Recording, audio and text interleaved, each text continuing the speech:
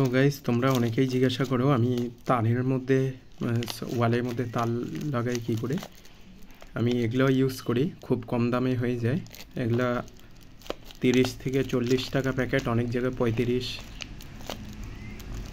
38, 39 এরকম নানা রকম দামে, বাট জেনারেলি 35 রুপিস এভারেজ ধরে চলি উত্তর বাংলায়, জলপাইগুড়ি বা কোচবিহার ডিস্ট্রিক্টে। পুরো প্যাকেট নিলে এরকম দাম পড়ে, না হলে 5 টাকায় 7 পিস এরকম হিসাবে দেবে। বাট আমি অলওয়েজ বলবো এগুলা কিনলে প্যাকেটই কেনো, অনেক সাশ্রয় হয়। আর এটাতে একটা পেরেক থাকে যেটাকে হ্যামার করলে ভেতরে চলে যায় ওয়ালের ভিতরে। আরেকটা ভার্সান পাওয়া যায় যেটাতে স্ক্রু লাগানো থাকে থ্রেডেড।